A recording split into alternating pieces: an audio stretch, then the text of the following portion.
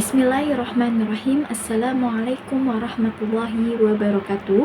Alhamdulillahirrabbilalamin. Wabihi nasta'inu ala umur dunia waddin. Wassalatu wassalamu ala asrafil anbiya'i wal mursalin Sayyidina wa maulana Muhammadin wa ala alihi wa sahbihi ajma'in, amma ba'd. Sebelumnya, perkenalkan, nama saya Alifa Nurlaili dari Prodi PGMI kelas D. Di sini saya akan membuat video terkait pembelajaran bahasa Arab yang mana sebagai tugas ujian tengah semester mata kuliah pembelajaran bahasa Arab yang didoseni langsung oleh Bapak Dr. Taufik Siroj. Baik, langsung saja kita memasuki ke pembahasan. Baik, pembahasan kali ini ialah terkait metode pembelajaran bahasa Arab. Yang pertama, kita akan membahas mengenai urgensi metode pembelajaran bahasa Arab. Jadi, urgensi sendiri dalam metode pembelajaran bahasa Arab itu mengacu kepada kepentingan dan juga kebutuhan mendesak untuk menggunakan metode yang tepat, efektif dalam proses belajar mengajar bahasa Arab. Nah, sebagai salah satu komponen pembelajaran, metode ini tuh mempunyai peran yang sangat penting dalam kegiatan belajar mengajar. Bahkan dapat dikatakan bahwa dalam kegiatan belajar mengajar itu semuanya harus menggunakan metode. Karena apa? Karena metode sendiri ini tuh merupakan suatu alat untuk menyajikan bahan atau materi pelajaran dalam rangka untuk mencapai tujuan pengajaran yang akan disampaikan kepada peserta didik. Selanjutnya kita akan membahas mengenai metode langsung atau biasa disebut juga al-thoriqah al-mubasyarah. Nah, di subtema 2 ini kita membahas mengenai pengertian, ciri-ciri, kelebihan, dan juga kekurangan.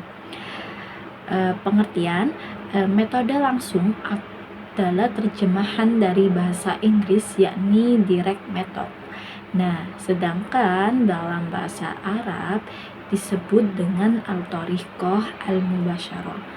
Dalam metode langsung, pengajaran bahasa ini tuh harus dihubungkan langsung dengan benda sampel, gambar, peragaan, permainan peran, dan sebagainya. Nah, selain kemampuan membaca dan menulis, metode langsung ini juga menekankan pada perkembangan kemampuan berbicara dan juga menyimak. Lanjut ke ciri-ciri. Ciri-ciri dari metode sendiri itu saya bisa menyebutkan 3 hal, yakni yang pertama, materi pelajaran yang pertama-tama itu diberikan kata demi kata. Setelah itu beralih kepada struktur kalimat. Nah, kan tadi pertama-tama diajarkan pengenalan huruf dengan tipikal huruf yang berbeda. Barulah memasuki tahap pembentukan struktur kata atau menyusun huruf dalam sebuah struktur kalimat yang sering dipakai atau dialami oleh para siswa. Ciri yang kedua, yakni siswa itu tidak dituntut untuk menghafal, melainkan yang utama adalah siswa dapat mengucapkan kalimat secara baik. Lalu adapun ciri yang terakhir atau yang ketiga, yakni dalam proses pengajaran bahasa Arab itu senantiasa menggunakan alat bantu atau alat peraga bagi guru, baik itu alat peraga langsung atau tiruan. Sebagai contoh nih, guru itu mengisyaratkan pulpen di tangannya. Kemudian guru menyebutkan dalam bahasa Arabnya, misalkan pulpen itu dalam bahasa Arab kan kolamun. Kemudian siswa meniru apa yang diucapkan oleh guru tersebut, karena dengan alat bantu atau alat peraga yang dicontohkan oleh guru ini tuh bisa mempermudah siswa dalam memahami materi yang akan disampaikan. Selanjutnya ada kelebihan dari metode langsung. Kelebihan yang pertama yakni siswa ini tuh dapat terampil menyimak dan berbicara karena mereka itu dapat banyak latihan dalam bercakap-cakap mengenai topik yang dilatih di dalam kelas. Lalu yang kedua, siswa ini tuh menguasai pelafalan dengan baik, seperti atau mendekati penutur aslinya. Yang ketiga, siswa itu mengetahui banyak kosakata dan juga pemakaiannya dalam sebuah kalimat. Dan kelebihan yang terakhir, yakni siswa itu memiliki keberanian dan juga spontanitas dalam berkomunikasi berbahasa Arab. Dari kelebihan tersebut tentu ada juga kekurangan dari metode langsung atau al-thariqah al-mubasyarah, yakni yang pertama, kemampuan siswa dalam membaca itu sedikit lemah karena materi yang disediakan itu lebih menekankan kepada keterampilan berbicara lisan. Lalu yang kedua, itu menuntut para guru yang ideal dari segi keterampilan berbahasa mereka itu harus mempunyai kelancaran berbicara seperti penutur aslinya. Lalu mempunyai prinsip yang lebih tepat untuk digunakan dalam kelas kecil.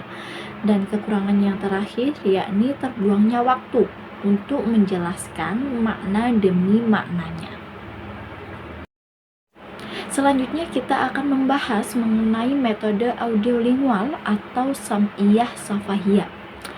Yang pertama, mengenai pengertian, metode ini tuh salah satu metode yang paling populer dalam mendominasi pengajaran bahasa sejak akhir tahun 1950-an sampai 1970-an. Nah, metode audiolingual ini tuh sebagai respon bagi dua hal yang penting, yakni yang pertama, studi bahasa yang dilakukan para ahli bahasa terhadap bahasa-bahasa lisan. Lalu yang kedua, perkembangan sarana komunikasi antar bahasa yang bisa mendekatkan cara dan adanya keutuhan mempelajari bahasa asing tidak hanya digunakan untuk membaca, tetapi juga untuk berkomunikasi secara langsung. Adapun ciri-ciri dari metode audiolingual ini, yakni yang pertama, metode audiolingual ini merupakan gambaran bahwa bahasa adalah seperangkat simbol-simbol suara yang dikenal masyarakat untuk mengadakan komunikasi di antara mereka. Lalu yang kedua, pengajaran dalam mengajarkan keterampilan berbahasa itu harus mengikuti urutan asli pemerolehan bahasa pertama, yaitu keterampilan mendengar dahulu, baru menirukan pembicaraan dan mengucapkan kata-kata.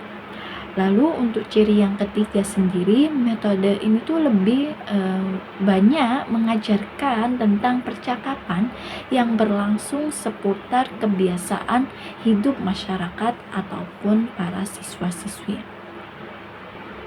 Adapun kelebihan dari metode audiolingual ini, yakni yang pertama, metode ini tuh merupakan teori pengajaran bahasa pertama yang secara terbuka mengklaim terbentuk dari gabungan linguistik dan psikologi.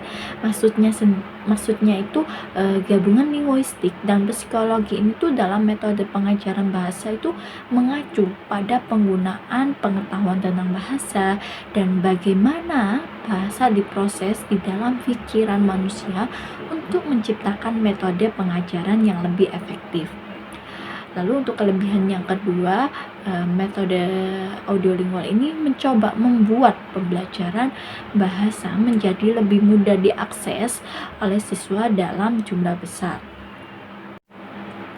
Selanjutnya, teknik pengajaran dalam metode audiolingual ini tuh menggunakan tape recording yang menawarkan latihan kecakapan berbicara dan mendengar yang merupakan hal penting dalam pembelajaran bahasa. Dan kelebihan yang terakhir yakni metode audiolingual ini tuh menunjukkan kesuksesan dalam mengembangkan pemahaman listening dan juga berbicara speaking. Dari kelebihan tentu ada juga kekurangan dalam metode audiolingual, yakni yang pertama, teknik dalam metode ini tuh seperti drill sendiri tuh kayak mengulang-mengulang, terus ada juga pelafalan, mungkin bisa membuat bahasa itu menjadi sebuah kebiasaan, tetapi hal tersebut itu tidak dapat menghasilkan kompetensi yang diharapkan. Lalu untuk kekurangan yang kedua, yakni peran dan keaktifan guru merupakan hal yang penting dalam metode audiolingual. Dari guru itu lebih banyak mendominasi kelas. Sekian pembahasan mengenai metode pembelajaran bahasa Arab yang bisa saya sampaikan.